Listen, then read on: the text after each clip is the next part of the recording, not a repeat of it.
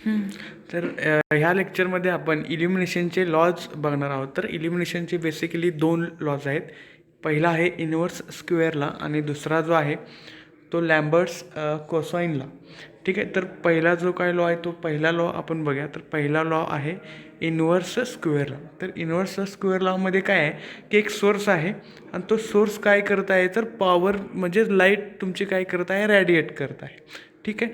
आणि पुढं तुम्हाला 3 काय दिसत आहेत तर तुम्हाला 3 सरफेस दिसत आहे. स्क्वेअर्स आहेत. स्क्वेअरमधले ती जे काय आहेत तर ते 3 सरफेस आहेत. तर त्याबद्दलचा हा लॉ आहे. तर हा लॉ काय सांगतो तर लॉ वाचून बघूया आपण.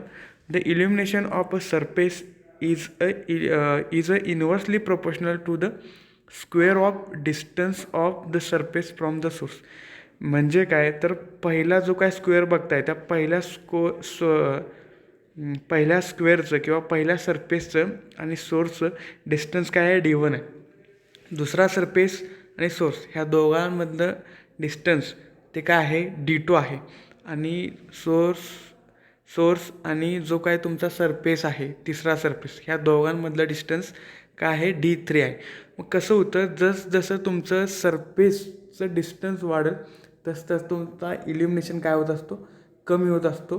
तर ते जे काय आहे ते काय सांगितलेलं आहे की इज इक्वल टू म्हणजे illumination is equal to I म्हणजे असतं इंटेन्सिटी आणि intensity divided by R square. म्हणजे काय तर सोर्स आणि सरफेस ह्या दोघांमधलं इल्युमिनेशनचं रिलेशन कसं बिल्टअप होतं तर E is inversely proportional to R square. म्हणजे जसं तुमचं आर म्हणजे काय तर डिस्टन्स आहे. जसं तुमचं डिस्टन्स वाढेल तसं तुमचं इल्युमिनेशन कमी होईल. कारण का तर इन्व्हर्सली प्रोपोर्शनल आहे. सो जसे तुमची रेडियसची व्हॅल्यू वाढेल तसं तुमचा इल्युमिनेशन काय होत असतो कमी होत असतो. सो हा आहे की इन्व्हर्स स्क्वेअरला की काय सांगतो तर इल्युमिनेशन ऑफ अ सरफेस म्हणजे पहिल्या सरफेसवरती जो काय तुमचा इल्युमिनेशन पडत आहे तो इन्व्हर्सली प्रोपोर्शनल आहे. इन्व्हर्सली प्रोपोर्शनल कोणावर आहे स्क्वेअर ऑफ डिस्टन्स म्हणजे R square. So square of distance of a surface म्हणजे सरफेसपासनं त्या सोर्सपर्यंत जे काही डिस्टन्स आहे त्या डिस्टन्सचा स्क्वेअर हे जे आहे हा तुमचा पहिला इन्व्हर्स स्क्वेअर लॉ आहे. ठीक आहे. म्हणजे जर सरफेस D2 घेतला तर त्या D2 सरफेसवर इल्युमिनेशन काय असणार आहे किंवा तिथं पडणारा इल्युमिनेशन कसं असणार आहे डिफरंट असणार आहे. का डिफरंट असणार आहे कारण सोर्स आणि जो काय तुमचा तो सरफेस आहे त्या सरफेसमधलं डिस्टन्स काय झालेलं आहे चेंज झालं आहे. म्हणजे थोडक्यात काय आहे की जसं सोर्सपासनं एखाद्या सरफेसवरती जो काही तुमचा इल्युमिनेशन पडणार आहे तो इल्युमिनेशन पडणारा जो काय आहे तो चेंज होतो. कधी चेंज होतो जर सोर्स आणि सरफेस ह्या दोघांमधलं जर अंतर कमी जास्त झालं तर त्या सरफेसवरती पडणारा इल्युमिनेशन कसा असतो डिफरंट असतो. हे फक्त यातून एवढंच सांगायचं आहे की तुमचा सरफेस आणि सोर्स या दोघांमधलं ज्यावेळी डिस्टन्स चेंज होतं त्यावेळी त्या सरफेसवर पडणारं इल्युमिनेशन हे कसं असतं कमी किंवा जास्त असतं. So depends on distance. So E is inversely proportional to R square. E म्हणजे असतं इल्युमिनेशन. ठीक आहे. त्या सरफेसवर पडणारं इल्युमिनेशन आणि आर स्क्वेअर असतं सोर्स आणि त्या सरफेसच्या दोघांमधलं डिस्टन्स. ठीक आहे. सो असा आहे तुमचा इन्व्हर्स स्क्वेअर लॉ. ठीक आहे. नेक्स्ट जो काय आहे नेक्स्ट लॉ आहे लॅम्बर्ट्स कोसाइन लॉ. आता हा लॅम्बर्ट्स कोसाइन लॉ काय सांगतो त्याचा आपण पहिला स्टेटमेंट बघू आणि मग तुम्हाला मी त्याचं मिनिंग सांगतो. ठीक आहे. The law state that illuminance at a point on the plane is a proportional to the cosine of the angle of light incident. आता तो जो काय अँगल आहे तो अँगल कुठला कोसाइन अँगल कुठला आहे तर the angle between the direction of light incident and the normal to the plane. तर लॅम्बर्ट्स कोसाइन लॉ काय सांगतो मी तुम्हाला सांगतो. पहिली डायग्राम तुम्ही बघू शकता की जो काय ॲरो आहे तो ॲरो म्हणजे काय आहे की तुमचं इल्युमिनस जो काय त्या सरफेसवरती पडतो आहे त्या सरफेसवर पडणारा इल्युमिनेशनची डिरेक्शन म्हणू शकता किंवा त्या डायरेक्शनं तुमचा इल्युमिनस त्या जो काय प्लेन आहे तो स्क्वेअर प्लेन आहे त्या स्क्वेअर प्लेनवर पडत आहे. हा जो काही इल्युमिनस आहे हा कधी चेंज होतो तर हा कधी चेंज होतो हे सांगण्यासाठी लॅम्बर्ट्स कोसाइन लॉ आहे. आता हा जो काय प्लेन आहे किंवा हा जो काय तुमचा सरफेस आहे, तो सरफेस समजा तुम्ही ठराविक अँगलनं टिल्ट केला. पुढच्या डायग्राममध्ये तुम्ही बघू शकता की पहिला जो काय होता डॅश डॅश डॅशचा स्क्वेअर आहे, म्हणजे तो तुमचा पहिल्यांदा जो काही तुमचा सरफेस होता त्या सरफेसची पोझिशन आहे. आता तो काय केला, थोड्याशा अँगलनं टिल्ट केला दिसतो तुम्हाला. तर तो पहिला सरफेस आणि टिल्ट केलेला सरफेस हा दोन्हीमधला अँगल किंवा ह्या दोघांमधला अँगल काय आहे तर ए आहे. मग ज्यावेळी तुम्ही सरफेस टिल्ट करताय किंवा ज्यावेळी तुमचा सरफेस तिरका होतो, त्यावेळी त्या सरफेसवरती जो काही इल्युमिनस पडतो किंवा जी काही लाईट पडते, तिथं ज्यावेळी ती लाईट पडते तर ती कशी कॅल्क्युलेट करायची असते तर ई म्हणजे काय असणार आहे तुमचा illumination is equal to I म्हणजे लाईटची intensity divided by R square मगाशी आपण बोललो की जो काय तुमचा सोर्स आहे म्हणजे जो काय लाईट प्रोड्यूस करतो आहे तो लाईट प्रोड्यूस करणारा सोर्स आणि ज्याच्यावरती लाईट पडते म्हणजे सरफेस, ह्या दोघांमधला डिस्टन्स आहे इंटू कॉस थिटा. आता हा कॉस थिटा काय आहे की ज्यावेळी तुम्ही तो सरफेस टिल्ट केला, बरोबर, आपण काय केलं तो सरफेस टिल्ट केला आहे, तर ज्यावेळी पहिल्या पोझिशनला होता तो सरफेस आणि ज्यावेळी टिल्ट केला तो सरफेस, ह्या दोघांमधला अँगल, मग जसं तुम्ही अँगल वाढवा तसं तुमचं इल्युमिनेशन कमी होत असतो. कारण काय होत असतं तर जो काही तुमचा सरफेस असतो तो सरफेस तुम्ही टिल्ट करता, त्यामुळे त्या सरफेसवरती पडणारी लाईट ही कमी येत असते. आता ही लाईट कमी का पडते तर त्या जो काय तो अँगल थिटा आहे त्या थिटामुळं किंवा त्या थिटा फॅक्टरमुळं काय होत असतं, जो काय तुमचा इल्युमिनस आहे तो कमी होत असतो किंवा जास्त असतो. ठीक आहे, तर हा असा सांगतो की सरफेस आहे तो ज्यावेळी सरफेस बरोबर लाईटच्या डिरेक्शनला असेल त्यावेळी तुमच्या सरफेसवरती लाईट जास्त पडणार. ज्यावेळी तुम्ही तो सरफेस टिल्ट कराल त्यावेळी त्या सरफेसवरती तुमचा काय होणार आहे, इल्युमिनेस कमी पडणार. तो जो फॅक्टर आहे कमी पडायचा फॅक्टर कोण असतो तर तो कॉस थिटा असतो. का तर तुम्ही सरफेस टिल्ट केलेला असतो. ठीक आहे, हा तुमचा लॅम्बर्ट्स कोसाइन लॉ आहे. आणि इनव्हर्स स्क्वेअर लॉचं स्टेटमेंट बऱ्यापैकी सेम आहे, is equal to I upon R square. फक्त लॅम्बर्ट्स कोसाइन लॉमध्ये काय आहे की त्या सरफेसवरती पडणारा इल्युमिनस हा कॉस थिटावर पण डिपेंड असतो. का कॉस थिटावर डिपेंड असतो, कारण तुम्ही तो सरफेस टिल्ट केलेला असतो किंवा तो इन्क्लाइन केलेला असतो. ठीक आहे, सो असा तुमचा लॅम्बर्ट्स कोसाइन लॉ आहे. सो हे दोन महत्त्वाचे दोन लॉ आहे. पहिला लॉ आहे इनव्हर्स स्क्वेअरला, जसं तुमचं सोर्स आणि जो काय तुमचा सरफेस आहे या दोघांमधला डिस्टन्स वाढेल किंवा कमी होईल त्यावेळी तुमचा इल्युमिनेस कमी किंवा जास्त होईल, depends upon your distance between source and surface. हा असतो तुमचा पहिला लॉ, इनव्हर्स स्क्वेअर लॉ म्हणतो. दुसरा जो काय लॉ आहे तो दुसरा लॉ आहे लॅम्बर्ट्स कोसाइन लॉ.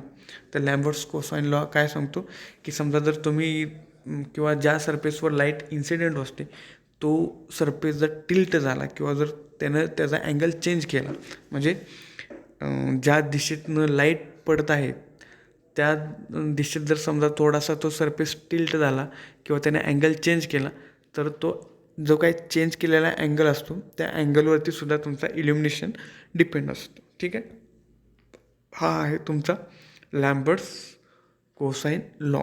सो नेक्स्ट आहे आता पोलार कर्व का वापरायचे असतात तर polar curve are used to determine the mean horizontal candle power आणि मीन स्पेरिकल कॅन्डल पॉवर. आता पोलार कर्व का बघायचा असतो, समजा तुम्ही बल्ब आहे, ठीक आहे, तो बल्ब लावलेला आहे आणि तो बल्ब लावल्यानंतर पोलार कर्व काय करतो तर पोलार कर्व मेजर करतो.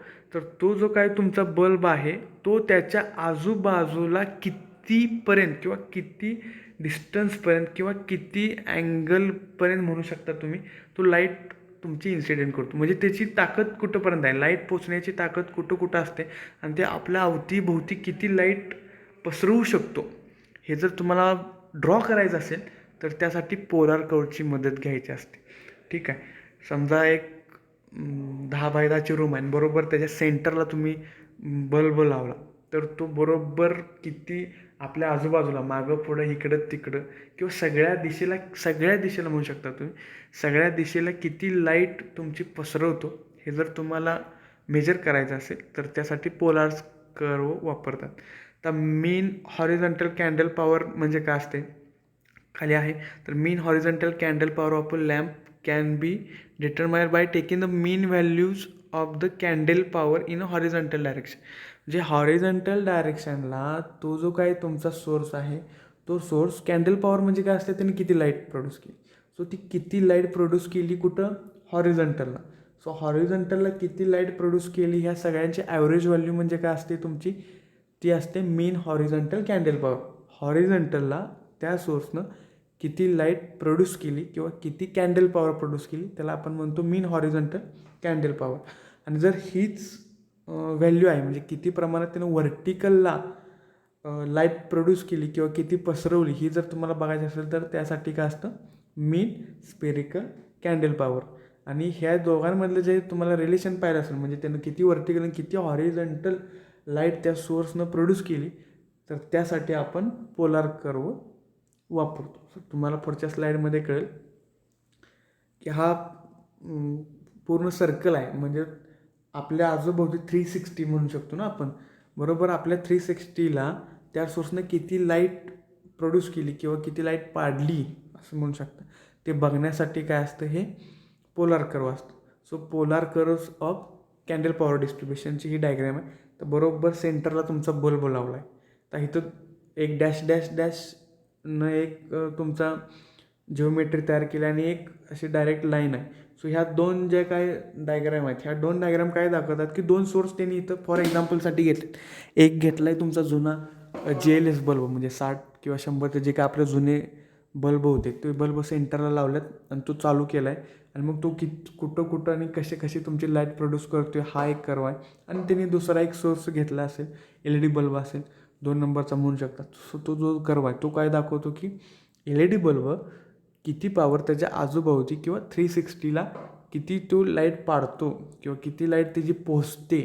या दोघांचं जे काही तुम्हाला डायग्राम आहे ती डायग्राम कुठं कळत असते तर पोलार कर्वला. आता ही सेंटरला तुमचा सोर्स आहे तो ठेवला आहे आणि आजूबाजूला किती लाईट पसरवतो तो आहे, ती ही एक डायग्राम आहे. समजा मी नेक्स्ट स्लाईडला गेलो तर नेक्स्ट स्लाईडला पण तुम्ही बघू शकता की जो काय सोर्स आहे तो सोर्स काय केला आहे, एका साईडला लावला किंवा एका भिंतीवरती लावला किंवा एका सरफेसवरती लावला. आपण जसं नॉर्मली आपल्या ट्यूब असते घरात ती काय करतो आपण मोर भिंतीवर लावतो. सो सेम तसं पकडू शकतं. आणि मग हे जे काय लाल किंवा हे जे काय पिंक कलरचे तुमचे कर्व आहेत हे काय दाखवतात की 1 number 2 number 3 number 4 number. So हे काय दाखवतात की 4 वेगवेगळे सोर्स त्या सोर्सच्या ज्या काय लाईट प्रोड्यूस झाल्या आहेत त्या एका पर्टिक्युलर डायरेक्शनला कशा प्रोड्यूस झालेल्या आहेत हे दाखवण्यासाठी ते 4 कर्व आहेत. मग 1 नंबरचा जो काय सोर्स आहे तो काय करतो, जास्त लांबपर्यंत आणि जास्त चांगला प्रकाश तुम्हाला आजूबाजूला म्हणजे त्या सरफेस सोडून आजूबाजूला पाडतो. 2 नंबरचा बघितला तर तो काय करतो, थोडासा त्यापेक्षा कमी तुमची लाईट प्रोड्यूस करतो. 3 नंबरचा कर्व आहे तो एका पर्टिक्युलर डायरेक्शनलाच आणि एका बीम टाईप असं पडतो, टॉर्च आहे ती टॉर्च म्हणू शकता की एकाच डायरेक्शननं ती पडते. 4 नंबरची स्प्लिट बीम आहेत म्हणजे असं COB असतात, डाऊन लाईट वगैरे असतात POPला त्या टाईपचा ते आहेत. सो असे 4 वेगवेगळे सोर्स आहेत. त्या 4 वेगळ्या सोर्सचे ग्राफ काढल्यात असं म्हणू शकता. ग्राफ याचा अर्थ किती कुठं त्यांनी लाईट कशी पाडली हे या पोलार कर्वमध्ये दिलं आहे. म्हणजे पोलार कर्व म्हणजे काय की सोर्स आजूबाजूला आपल्याला किती लाईट पसरवतो हे जर तुम्हाला ड्रॉ करायचं असेल तर त्यासाठी पोलार कर्व ही कन्सेप्ट वापरली जाते. सो नेक्स्ट कन्सेप्ट आहे इंट्रोडक्शन टू फोटोमेट्री. आता फोटोमेट्री काय असते तर फोटोमेट्री काय कशासाठी वापरतात तर फोटोमीटर मी तुम्हाला पहिल्या लेक्चरमध्ये सुद्धा सांगितलेलं, जेव्हा आपण चॅप्टरचं किंवा ज्यावेळी आपण सब्जेक्टचं इंट्रोडक्शन घेत होतो त्यावेळी सांगितले की फोटोमीटर हे लाईट मेजरमेंट करण्यासाठी वापरलं असतं. सो पहिलंच आहे बघा की photometry is the science of light measurement. Light measurement करण्यासाठी जे काही इन्स्ट्रुमेंट असतात ते इन्स्ट्रुमेंट जे काय आहेत त्याला आपण फोटोमीटर म्हणतात. आणि ती जी काही कन्सेप्ट आहे लाईट मोजायची त्याला आपण फोटोमेट्री म्हणतो.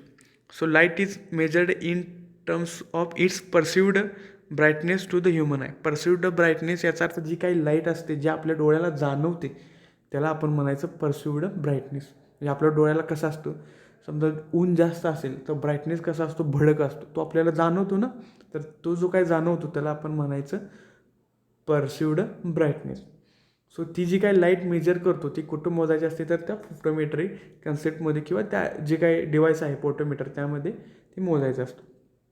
सो डेफिनेशन काय आहे फोटोमेट्रीची?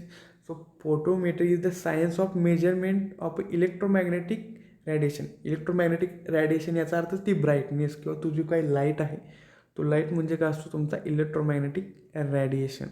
So photometry is the photometry is the science of measurement of electromagnetic radiation including the visible light. So जी काही मेजरमेंट आहे, व्हिजिबल लाईट जी काही तुम्ही मेजरमेंट करणार आहे, त्या मेजरमेंट करण्यालाच तुम्ही काय म्हणू शकता, फोटोमेट्री म्हणू शकता. ठीक आहे. नेक्स्ट लेक्चरला आपण बघणार आहोत जे काही इल्युमिनेशन कॅल्क्युलेशन करण्याच्या मेथड्स आहेत, त्या इल्युमिनेशन कॅल्क्युलेट करण्याच्या मेथड्स आपण नेक्स्ट लेक्चरला बघणार आहोत. ठीक आहे. थँक्यू.